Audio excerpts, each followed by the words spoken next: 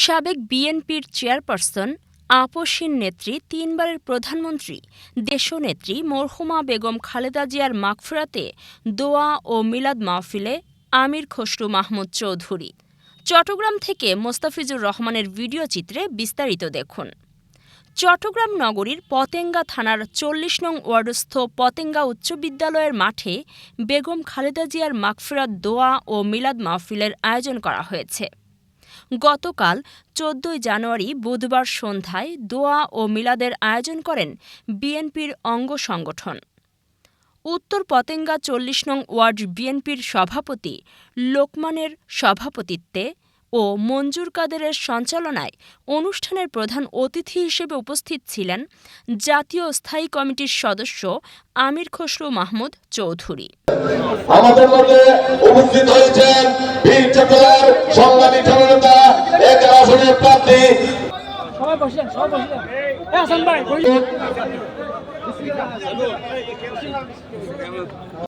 বিশেষ অতিথি হিসেবে উপস্থিত ছিলেন মহানগর বিএনপির যুগ্ম আহ্বায়ক মোহাম্মদ মিয়া ভোলা, সদস্য হাজী মজিবুল হক, শাহাবুদ্দিন, আবু জাফর, হাজী মোহাম্মদ হারুন, মোহাম্মদ ইকবাল হোসেন, মোহাম্মদ আলমগীর, মাস্টার ফজলুর রহমান, মোহাম্মদ আলী নূর, মোহাম্মদ নূর মোহাম্মদ, মোহাম্মদ সালাউদ্দিন সহ আরও অনেকেই উপস্থিত ছিলেন।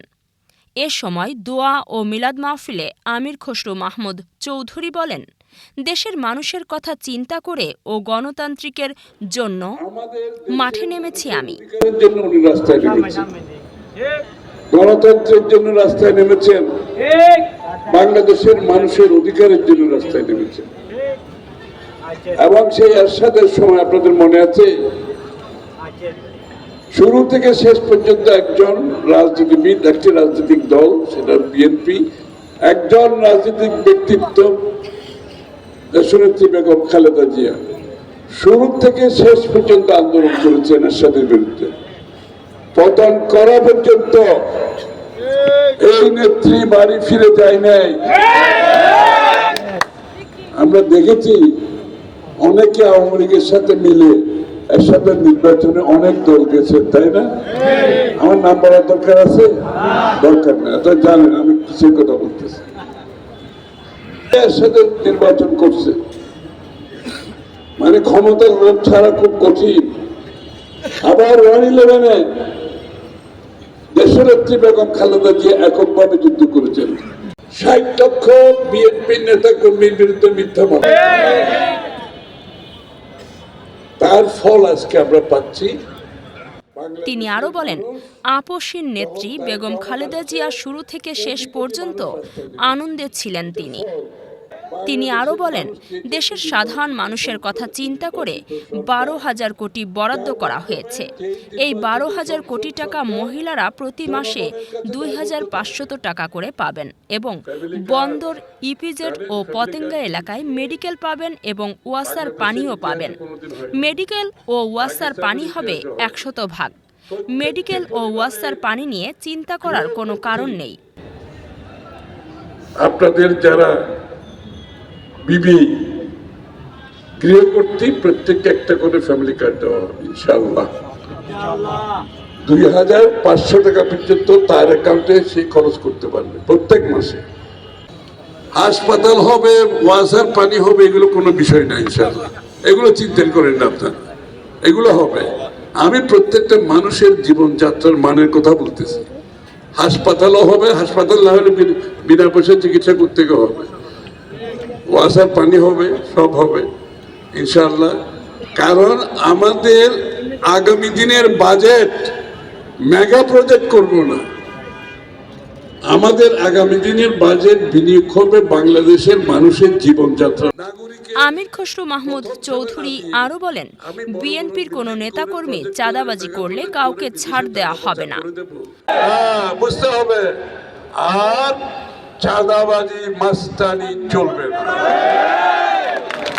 চাঁদাবাজি মাস্তানি করলে, এখন তো আমরা তখন ক্ষমতায় আসছি না, তখন কিন্তু সোজা জেলখানা, দল থেকে তো বহিষ্কার হবেই। আর পুলিশ এসে তুলে জেলখানে নিয়ে যাবে। তারেক রহমান সাহেব 7,000 বিএনপি নেতা কর্মীকে বহিষ্কার করছে, দরকার হলে আরো 50,000 বহিষ্কার হবে, আরো 50,000 জেলে যাবে, কাউকে ক্ষমা করা হবে না। দোয়া ও মিলাদ মাহফিল শেষে দৈনিক আজাদী পত্রিকার সহকারী সম্পাদক মোহাম্মদ শাহেদের বাবাকে দেখতে যান।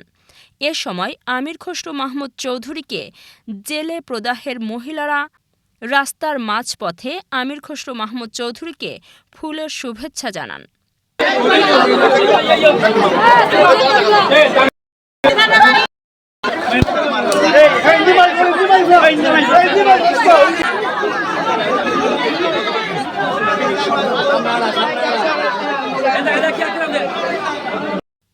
সাংবাদিক শাহেদের বাবার সাথে সৌজন্যে সাক্ষাৎ করেন।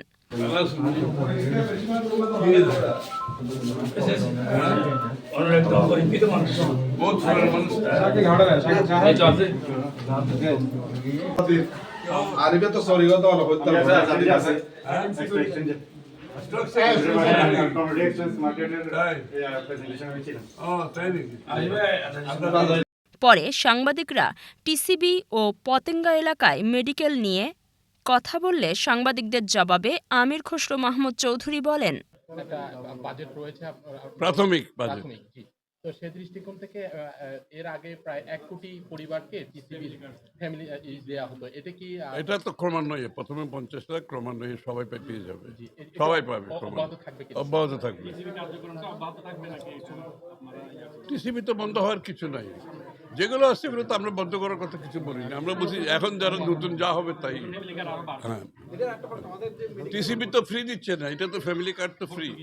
ফ্যামিলি কার্ড তো ভর্তুকি কোথায়? ফ্যামিলি কার্ড তো ফ্রি। ফ্যামিলি কার্ড তো 2,500 টাকা পর্যন্ত খরচ করবে কোনো নিজের টাকা, এখানে তো ভর্তুকি না, এটা তো টাকা দেওয়া হচ্ছে।